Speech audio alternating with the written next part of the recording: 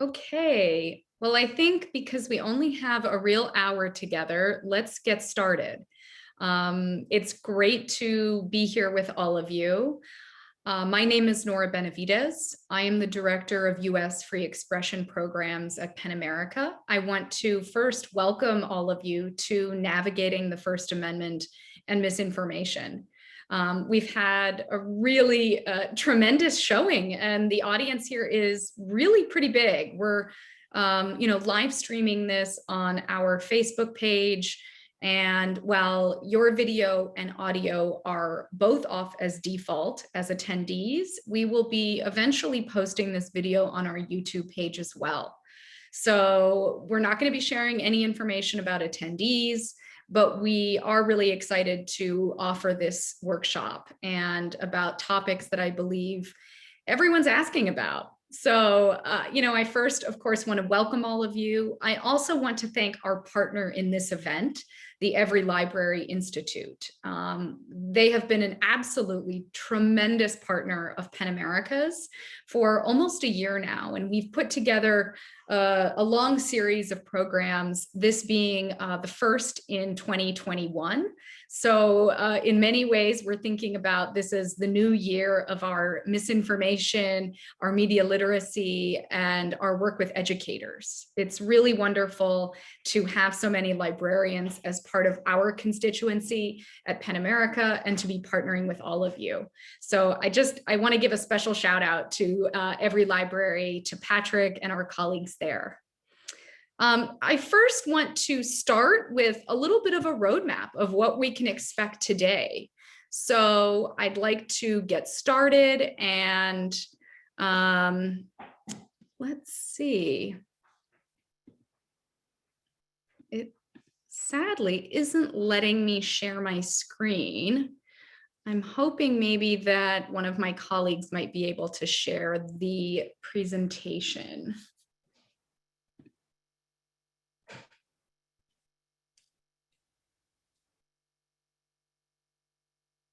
While we're waiting for our deck to come up, I'm going to walk you all through the roadmap for our discussion today. We're going to be covering quite a bit in just an hour time. First, we're going to go through the basics of the First Amendment, what the parameters of the law say. We'll also be discussing online speech and regulation around what happens when we are in our digital lives. We're also going to talk about platform action and what platforms can do, what their responsibilities are, what they both can regulate, and what their responsibilities are in this virtual realm. We'll also, of course, I think central to so much of our discussion today, talk about January 6th. The insurrection, the storming of the Capitol on January 6th, as many of us know, has prompted questions about free speech, about the effect of online misinformation, and frankly, how all of us should be approaching these issues, whether it's thinking about the most speech for the most people, and also about how we might minimize false content online without infringing on our First Amendment rights. We're going to be considering a number of things. And, I first want to consider these basic questions around the First Amendment. One of the overarching things that I get all the time as a lawyer is, what does the First Amendment allow here in the digital realm? And the internet isn't going anywhere. So it's really a question that has so many different tentacles. It's a very nuanced, complex issue. I hope that part of what we can do today is give you some of those basic foundational pieces of information about the law, about our digital space and digital free speech. And then finally, I want to reserve some time for Q&A.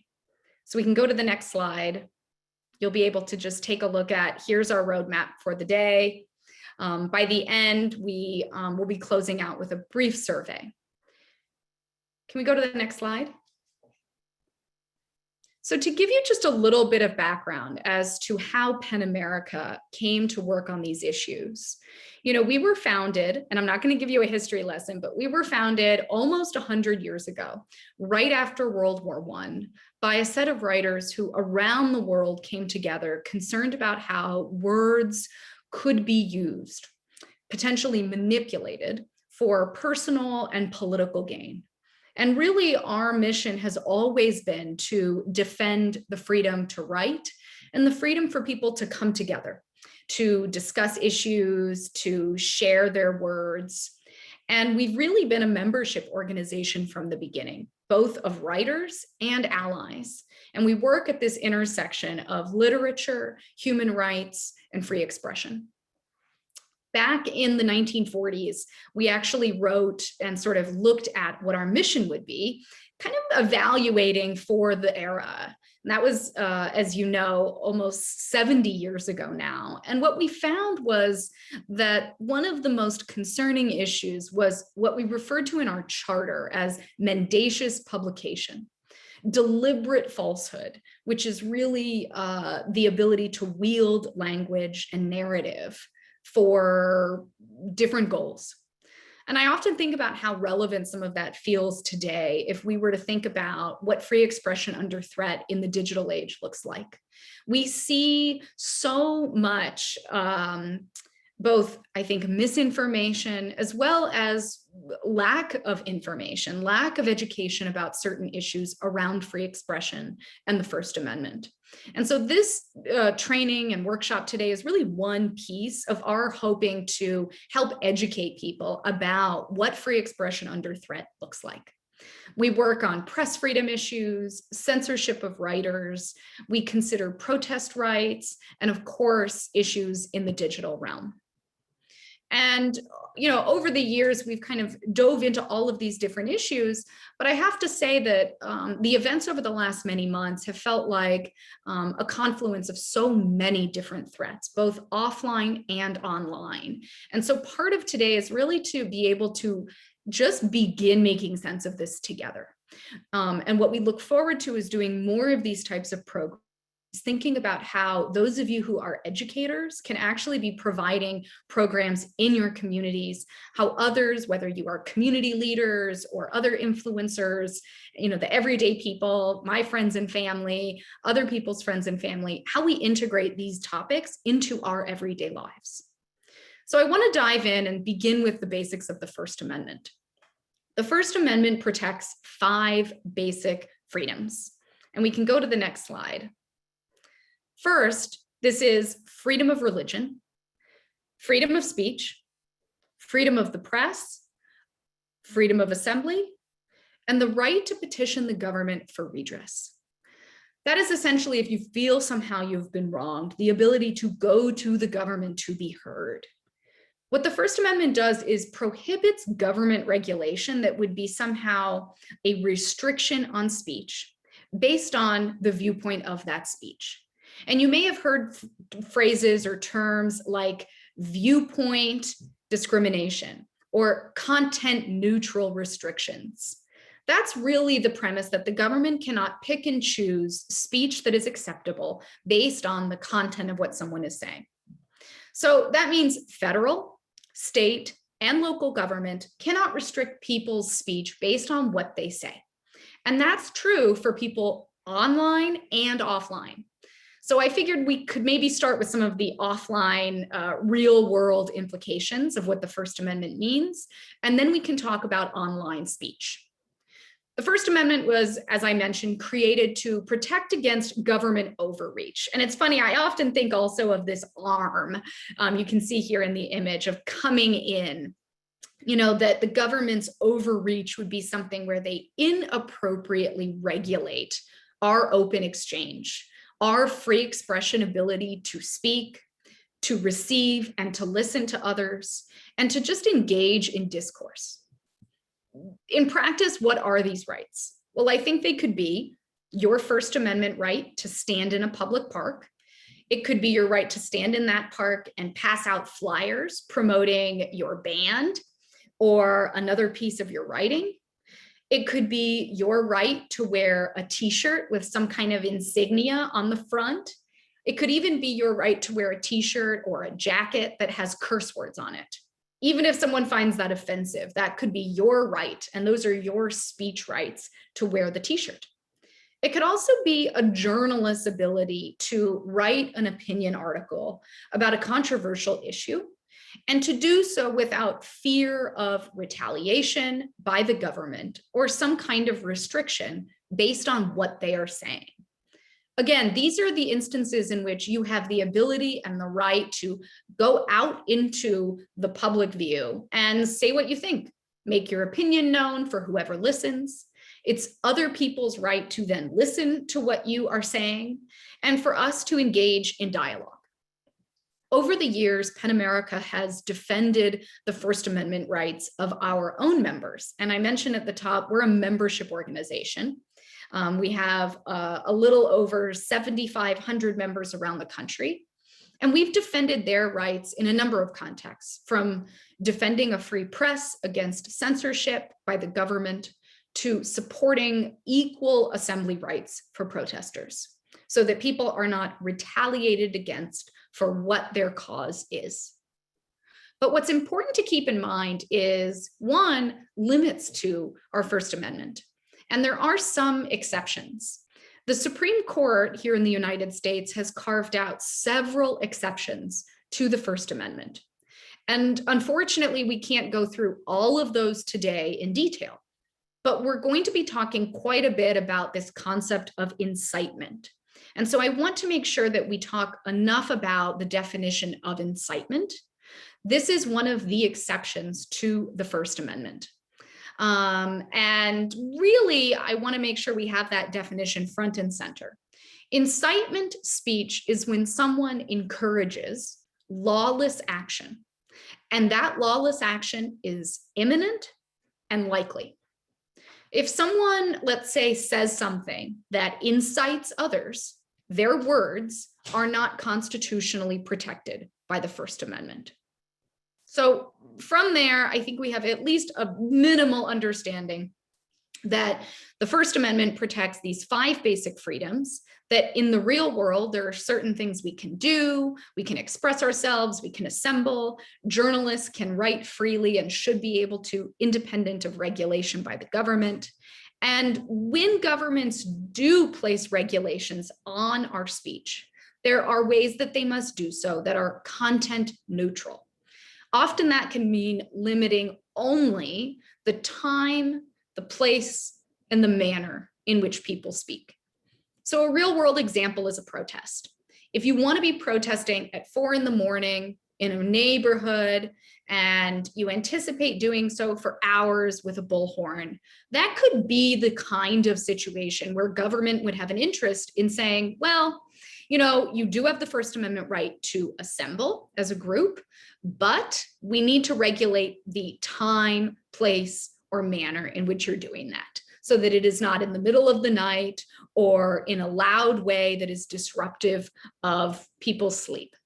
That's just one example. But let's talk about what the limits are when we think about speech online. This is now a question that I get so often, given the important nature of our online world as a space for expression and for speech. So first, I want to consider some recent examples, because the First Amendment online and recent case law has actually been moving. So let's take an example where a government official violates the First Amendment somehow. I think a great example is when government social media accounts block other people's social media accounts. I have 2 examples. One is Donald Trump, and the other one is Alexandria Ocasio-Cortez. Donald Trump used the official POTUS Twitter account as a government forum. He shared government and official information, and then went about blocking certain people from accessing his account. And over several years, our colleagues at the Knight Institute sued the president at that time, saying that his blocking other people was a violation of those people's First Amendment right. It was their right to say what they want on his platform, and it was also their right to receive information. And then an appellate court found also that he had violated the First Amendment when he blocked people from accessing his account. Similarly, Representative Ocasio-Cortez blocked followers on her social media account. She ultimately settled that lawsuit that was brought against her. But there's been this pretty baseline precedent set that when government officials use social media for official purposes, they cannot pick and choose who is allowed to access that and what people say on their accounts, which really seems to mimic, if you will, the way we talk about the neutrality that governments must have in the real world. But that's when government actors limit the speech of others. And so I'm curious, and we want to really dive in today to what about when platforms limit the speech of certain users? This is, I think, over the last month and a half, 2 months, the most common question I have received. Social media companies are not the government. So under the First Amendment, platforms and companies like Facebook, Twitter, and other platforms that have, let's say, removed, suspended, or permanently banned people or content, they were allowed to do that without First Amendment implications. We're going to get into the other types of values that this might stir up. But from a First Amendment perspective, because these companies are private companies, there are no First Amendment implications. Private companies essentially can choose what content they allow on their websites. So I think the real question for our age now is, if there wasn't any First Amendment violation for platforms removing content or users, what is happening right now in this age? There are growing concerns around how much hate, misinformation, abuse, vitriol there is on social media. And with these concerns, there have really been, I think, legitimate calls for transparency and accountability from the platforms. And those pose very difficult questions around what platforms can and should be doing with problematic content. In fact, I think it's important just to recognize where the law is in catching up to how fast our digital age has moved and evolved. And, there are a number of things that platforms can do, but what's interesting is how the Supreme Court has found the value and the importance of our digital age. And so I put here just one of, I think it's the most significant case we have seen go all the way up to the US Supreme Court on the question of this digital realm or cyberspace. Essentially, in 2017, the US Supreme Court explained in a case called Packingham versus North Carolina that social media websites can provide perhaps the most powerful mechanisms available to a private citizen to make his or her voice heard. And here the Supreme Court said, as you'll see on this slide, while in the past there may have been difficulty in identifying the most important places in a spatial sense for the exchange of views, today the answer is clear. It is cyberspace, the vast democratic forums of the internet in general and social media in particular. Which means, I think, for something like our conversation today and for the larger existential question of how we engage with each other, these are really tenuous frontiers. And the path ahead involves both understanding the law and things like in this country, the United States, and it also really is predicated on understanding these larger values, balancing free expression, privacy, civil rights, human rights, values, and others. What's interesting, I think, is what platforms are doing. And when we consider their role right now, there hasn't been a whole lot they do. One, platforms can downgrade the visibility of content that people put out. Platforms can also put up their own kinds of content. They can label content. They can sort of inform people about the context of something they see.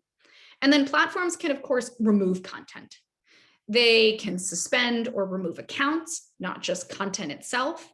And frankly, none of these actions implicate the First Amendment. But there are important free expression principles to consider when they do these actions. And just because platforms are not bound by what I think of as these governmental strictures of the First Amendment, that doesn't mean that companies should use their license or their freedom to ignore the values of an open and accessible internet. All the more when we see how much junk, problematic, painful, misleading information is available to people. And amid all of this, there's very little that we as researchers and experts understand about what impressions people have of content. So much of what's happening online, we can only kind of get some of a picture of. So what's one question that we see often is around speech of government leaders, because the truth is they often have a unique value to the public. Platforms have generally allowed, the content and the accounts of leaders to remain active, even when they have violated platform rules, community guidelines. And a couple of years ago, PEN America weighed in on this issue, thinking about how we were entering an election year and the value of being able to see something like President Trump at the time in an unvarnished way expressing himself. But the legitimate question became, what are the kinds of content people are exposed to? And does online speech have offline, real world consequences? We can go to the next slide.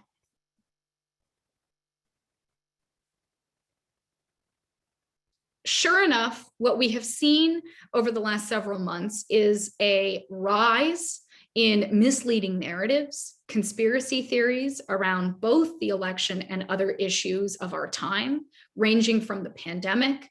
The World Health Organization explained in 2020 that we were seeing an infodemic in which people were flooded with false information about the coronavirus and COVID-19.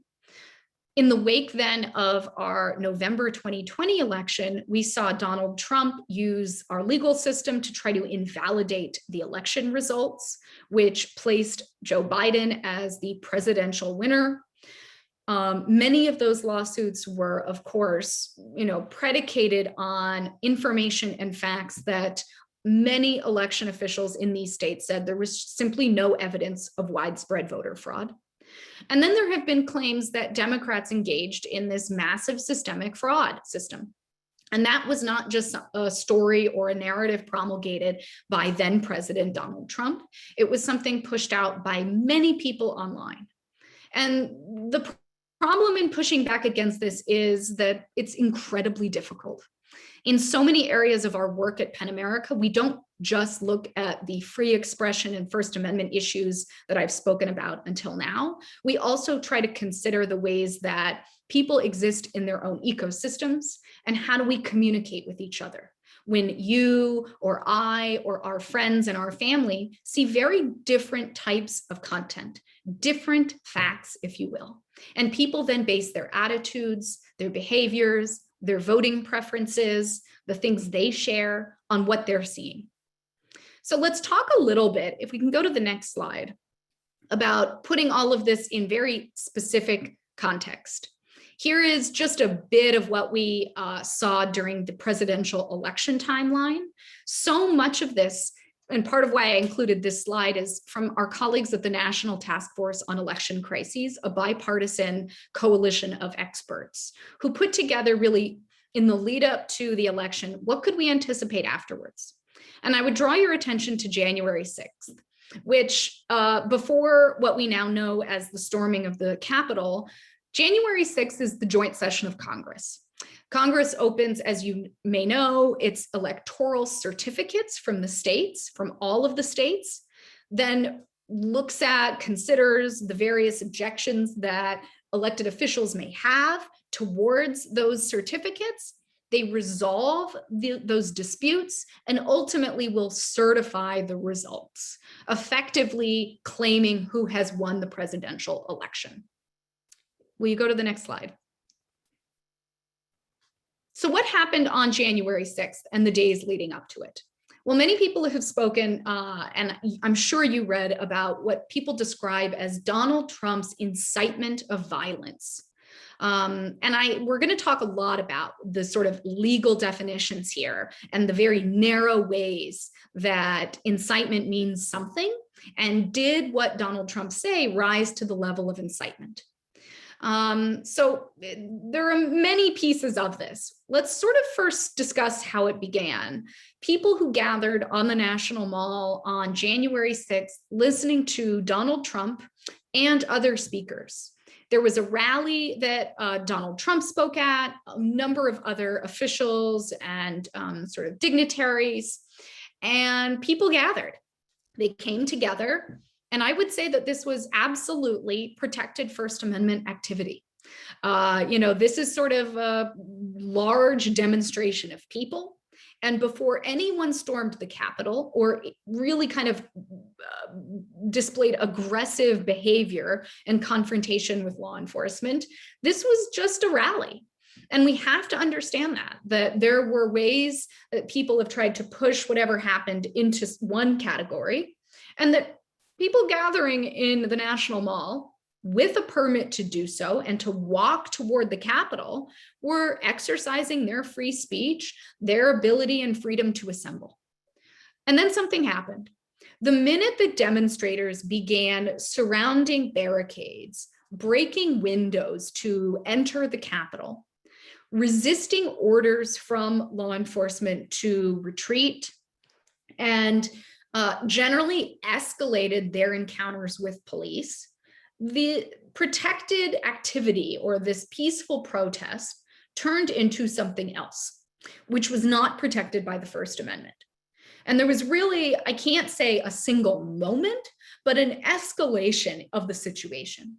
By ignoring directives of Capitol Police, threatening law enforcement officers, damaging property, unlawfully then entering government premises, people engaged in conduct that fell very far outside the scope of what we think of and what the law defines as protected First Amendment activity. Insurrection is, by definition, an effort to overthrow government control. I have not spoken directly to any of the people who stormed the Capitol. But the interest in, of course, entering government premises unlawfully, coming into a joint session in which Congress was about to certify election results, is incredibly questionable. The context then, from a misinformation perspective, that there had been months of language and rhetoric that the election not only was somehow illegitimate, but stolen. I think we have to then ask the question of what was then President Donald Trump's role in this? It could be argued that he incited the insurrection, these people who entered the government premises unlawfully, trying to interrupt certification of election results. So what did he say?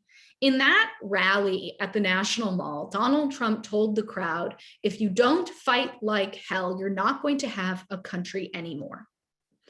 He specifically then said that we have to fight for our country. And shortly after his speech, people, of course, not only then walked over in a march to the Capitol, but that's when they invaded Senate and House chambers. And the violent clashes that then occurred resulted in deaths.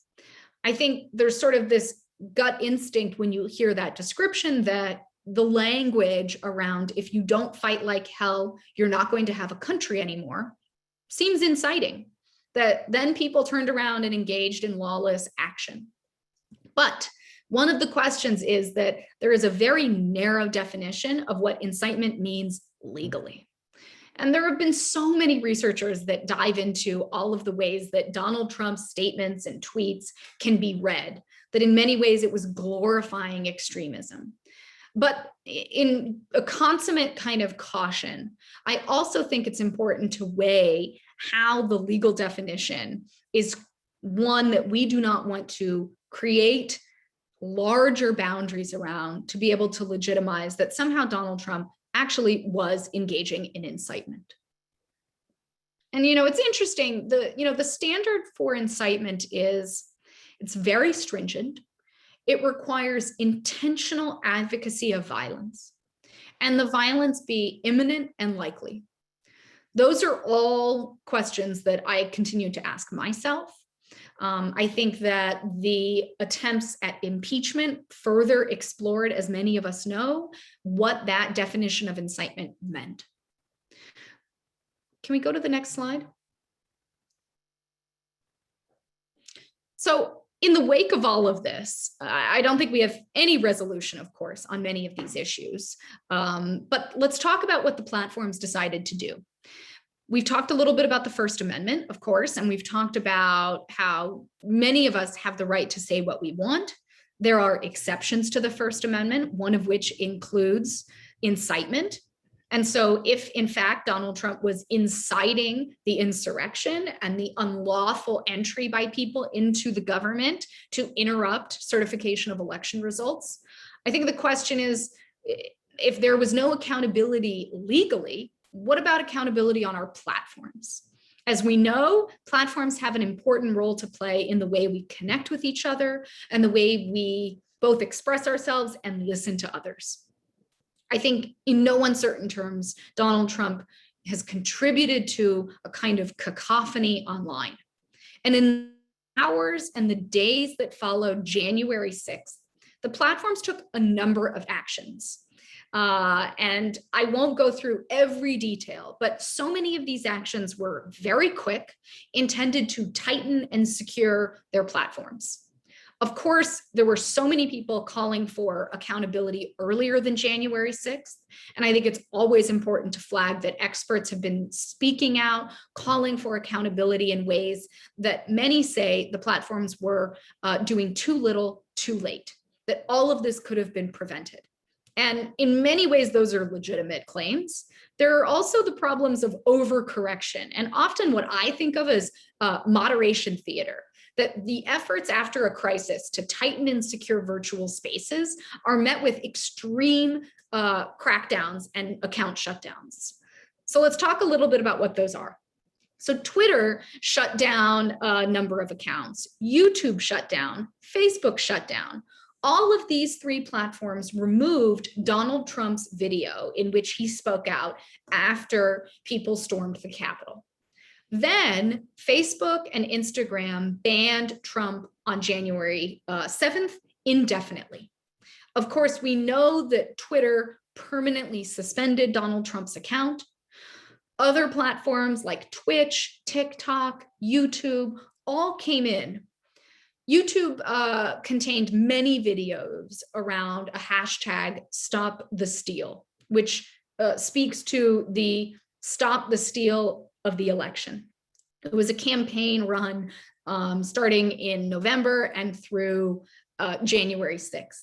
And so many of the hashtags were removed from YouTube, videos that contained both the hashtag and the language Stop the Steal. Then on January 11th, Facebook banned the phrase Stop the Steal. There were then other efforts. Google and Apple removed Parler from their app stores, which was found to be one of the breeding grounds for conversation and extremism.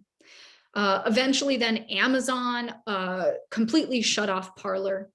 Snapchat then on January 14th permanently disabled Trump's account.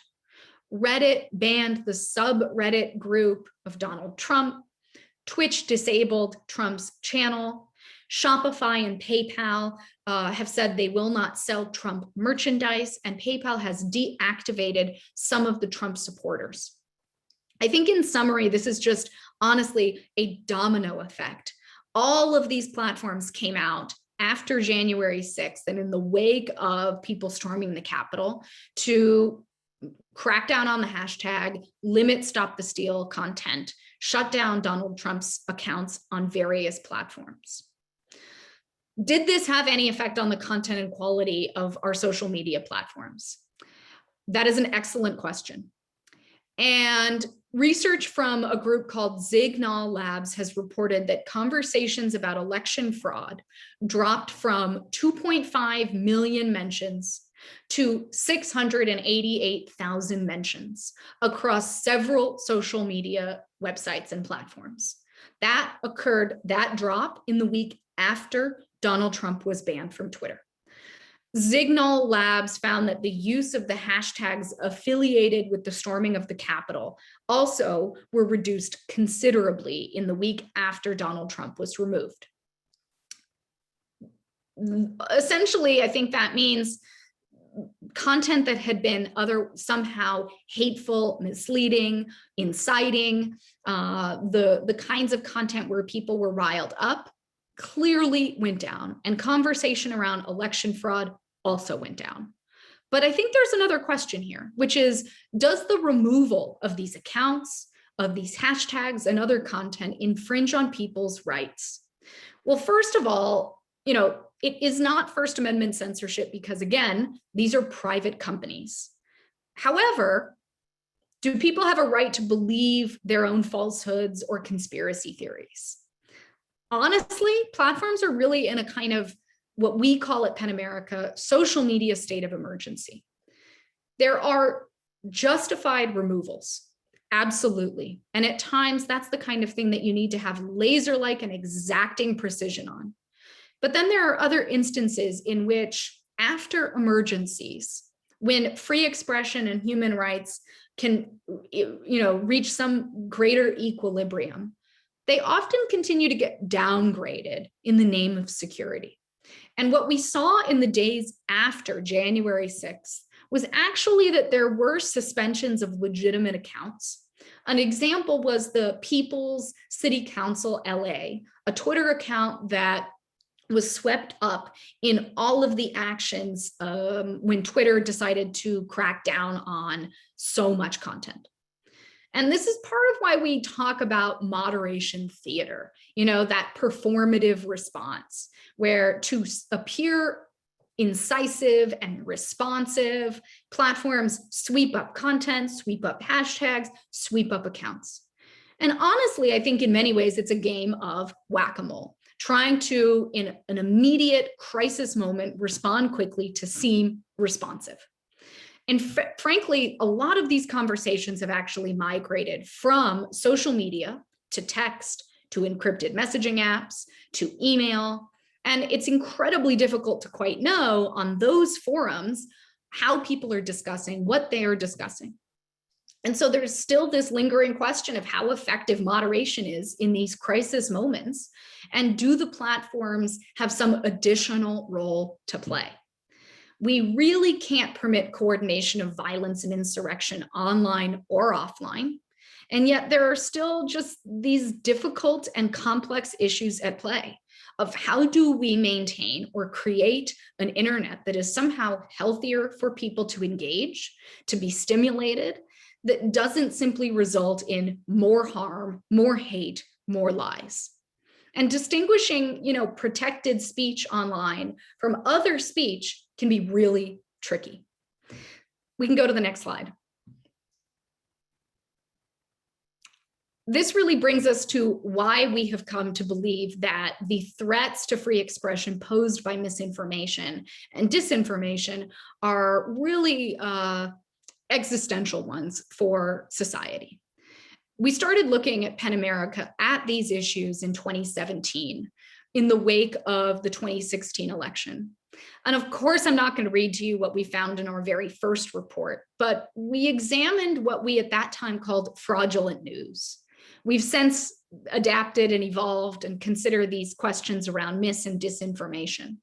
But that at its core, there is a problem where we see the erosion of public trust in the news media. We see a kind of poorly informed citizenry, frankly, people who continue to pose the question of what are my free speech rights on platforms, which is different than what are my expression rights and expressive ability to engage online. And all of this then seems to somehow be obfuscated by questions of the day because people are consumed. People are otherwise engaged trying to survive during COVID now, unsure of what to believe or who to trust. And we've seen point blank that the rhetoric online absolutely can contribute to offline issues that we see, violence. We can go to the next slide. And here are sort of the various elements that we've seen where it isn't just political information that is now vulnerable to bad actors and interference, both foreign and domestic.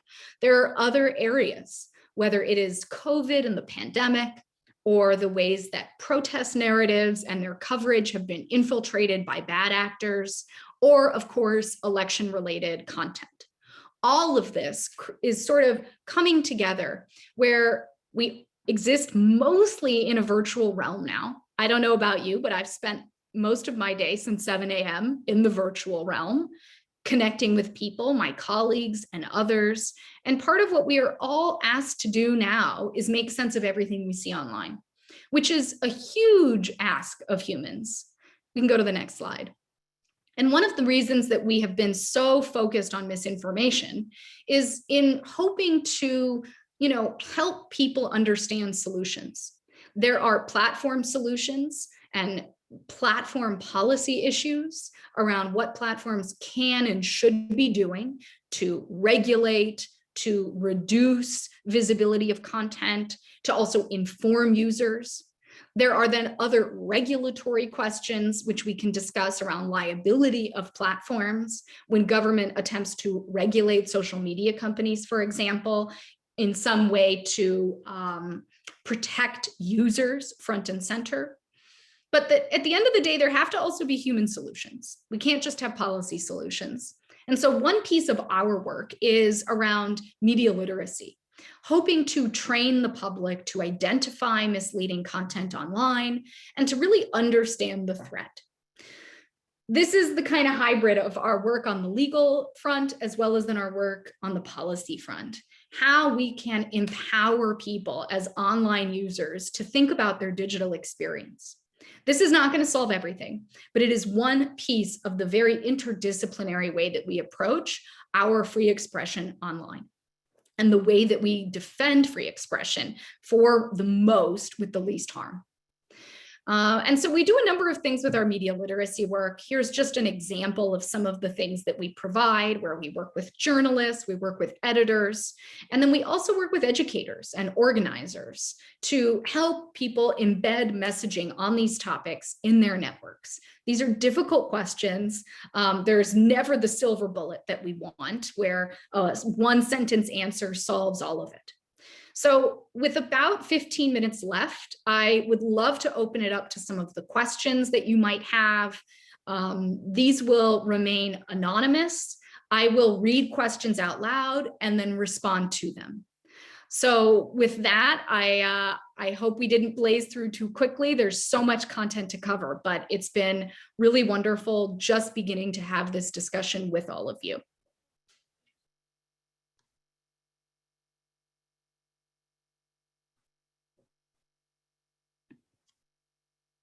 There's both a chat function where you can also, chat with people, and then there's the Q&A function.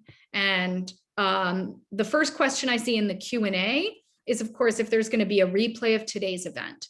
And so I want to make sure for everyone here who may not have been here at the top, that we will be posting this video on PEN America's YouTube page. It's also on our Facebook page. And I believe that our partners at every library are sharing it on their Facebook page. So it will be available afterwards to access. Let me look at, okay, so the first question is, I heard you talk about 230 recently. Where does the legal question fall in the issues you raised today? Well, I am happy to give a short answer. When the question here is about Section 230 of, I believe, the Communications Decency Act. This has been dubbed, as some of you may know, the 26 words that created the internet.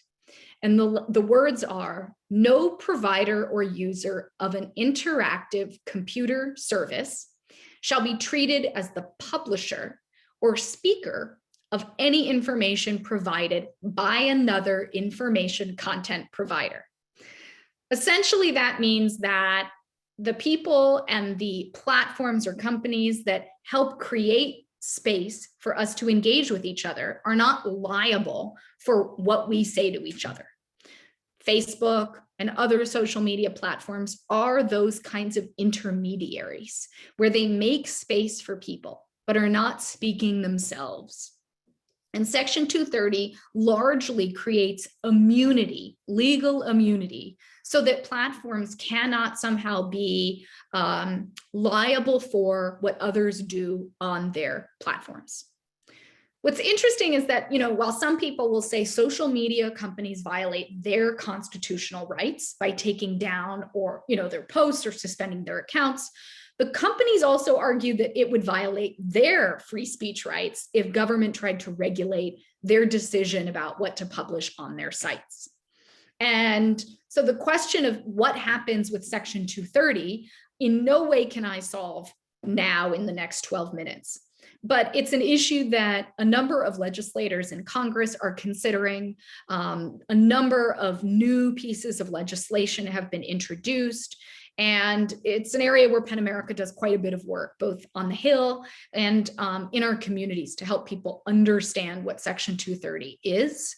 I think in many ways there are, as I've mentioned before, interdisciplinary and layers of solutions here, and the regulatory questions are a big piece of that.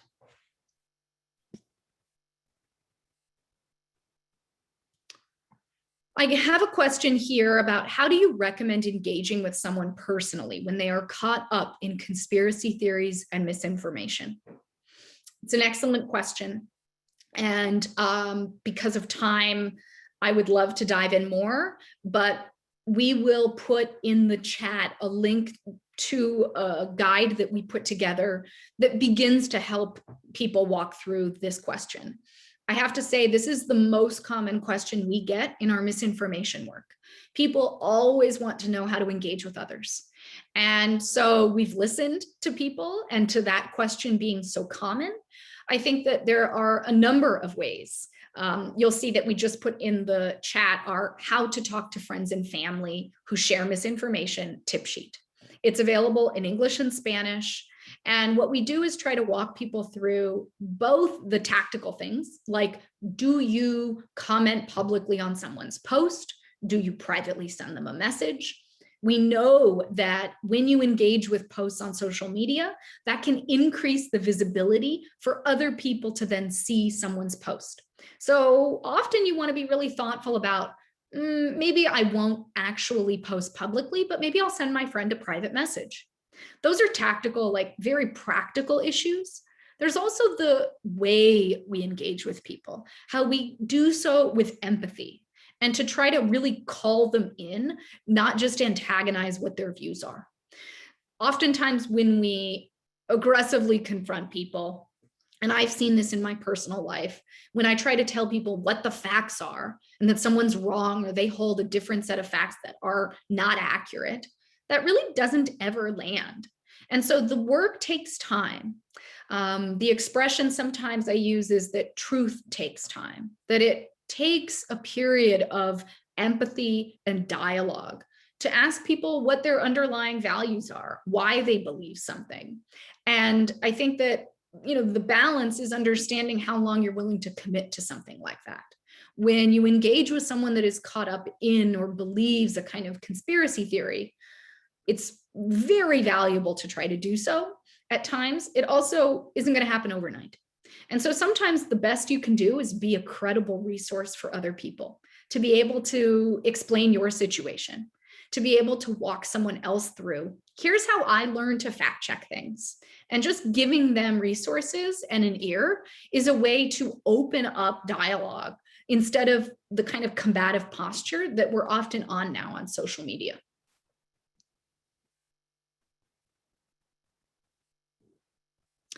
Okay. This is a really interesting question. I'm going to try to get through as many as I can. As a library with a vested interest in disseminating accurate information, Can we restrict posts to our social media platforms that spread misinformation, such as vaccine hoaxes or lies about the 2020 election? This is an excellent question. Libraries are an arm of our government. And so library accounts that are official accounts, we are not talking about an individual who works at a library. We're talking about, I am in Los Angeles right now, so the LA County Library account on Facebook cannot be picking and choosing content or what people comment on based on what they say. That's generally the rule given the parameters of our First Amendment. However, there are questions where you can flag content for the platform.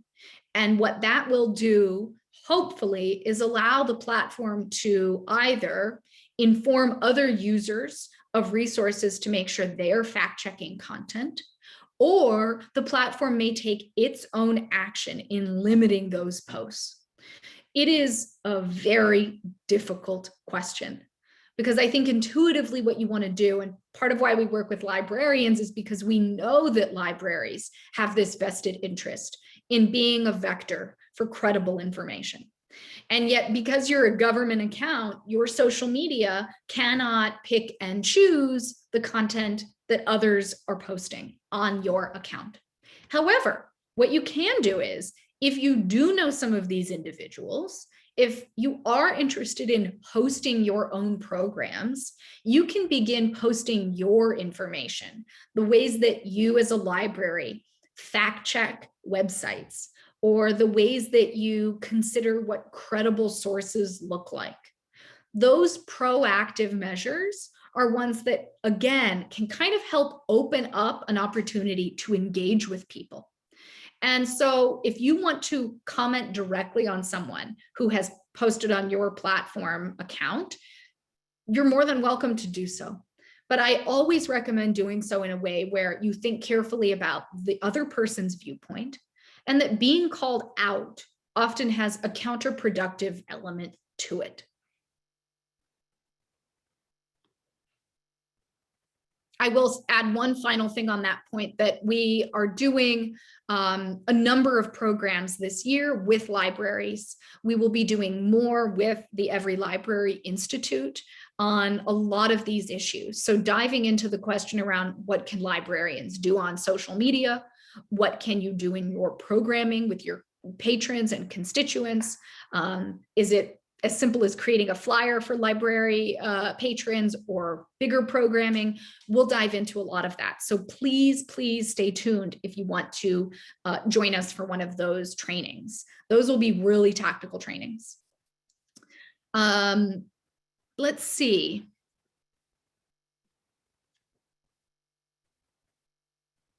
This is a question that one thing that has always frustrated me is that we teach civics, the First Amendment, for example, in one part of school, and then in many circumstances deny students the First Amendment right in journalism and student media, etc., the theater, the library. How do we best empower adults to embrace media literacy, and then empower students to use media legally and ethically? I think that's a great question. And part of the work that we do at Penn America is we work with a range of people. We don't just work with young students on teaching media literacy. We also don't just focus on certain demographics. We try to work with adults on understanding what the principles of media literacy are, why those are tied to the threats that we see around our digital space and our free expression. And I think that growing awareness of media literacy as a concept and why it's relevant and urgent now is incredibly important. It's central to all of the work that we are doing. But the question then is, how do we empower students to use media legally? Again, this is one piece of the work we do around our local news and sort of building trust in communities towards the news so that people understand what hallmarks of journalism look like. There is no easy answer. I think that it means finding the right teachers and the right ways to talk about these things, to have dialogue and stimulated dialogue about what students can do, the way that speech, even the civility of disagreement can occur, and that doesn't have to be somehow caustic. Those are, at least in my life and the way I think of our work at PEN America, it's central to everything we do. It's why I came to work at PEN America. I believe so much in the value of us exploring these questions with each other all the time. And unfortunately, social media has created an ecosystem tied to our emotions. So we respond emotionally to things instead of responding by asking questions. We like something or we dislike it and we move on. And so if we can kind of pull people back from that emotional response, if we can begin thinking about, what do I think of that topic? Inviting students to do the same, and to do so in ways where they're not shutting someone down or yelling at them for disagreeing, but really stimulated dialogue and discourse. We can still disagree at the end of the day. I see another comment about disinformation as a militarized usage. And absolutely, we talk in our misinformation trainings about the term and the way disinformation has kind of come about in English language from Soviet usage. So it's a great comment. Because of time, and I'm sensitive to it, I'm going to try to answer just one more question. And if you would like to stay, we would love that. I will say, for those that are signing off in the next minute, when you leave the Zoom, you'll be asked to fill out a survey of what you thought of this and what else you want from PEN America and from our programming. So let me try to answer just one more. A question was asked, and I think actually we've now answered, but what about when the government asks social media companies to censor? Does that violate the First Amendment? We spoke a little bit about the government regulation of social media companies, and this is a question now posed really before the Biden-Harris administration. Members of Congress are thinking about it, and what do we do to meet the challenges of our digital age when platforms are currently relatively shielded from any immunity for what happens on platforms? There is a role that the government must play in helping to enhance a healthier information ecosystem online. And that question is one that no one has cracked. And so it's absolutely a legitimate question. Does government regulation of social media platforms violate the First Amendment? Well, social media platforms say that it does. Oftentimes they will say it's their free speech right to be able to allow language, hate, misinformation, whatever, to happen on their platforms. And part of what legislators and policy experts are considering is, well, how do we find ways to hold platforms accountable while maintaining the First Amendment? So it's an excellent question. All right, I think that's everything. I think in our chat, though, we have dropped, and I want to give a really big shout out to one of my teammates, Hannah Waltz, who's been an excellent steward today. She put a number of links in the chat for everyone. Please check out our media literacy project. Please check out as well the work that we did in putting together frequently asked questions about what happened on January 6th and about the parameters of free speech, of the digital age. Always reach out to us for questions. You can follow PEN America on Twitter. We are PEN America. You can follow me. I am Attorney Nora. I'm always available. You can also follow our wonderful partner, the Every Library Institute. They are at Every Library. We're all pretty easy to find, and we would love to have you back for more programming. This Friday, we are hosting a discussion on how history and misinformation affect trust in the vaccine, and we'll be talking a little bit about COVID misinformation specifically. So we would love to have you tune in for that. Thank you so much. When you close out of this, you'll be asked to do a very, very short survey these survey results really truly inform the way we provide programs to you. So we appreciate you filling them out. And it was wonderful seeing all of you in the virtual realm. Until next time.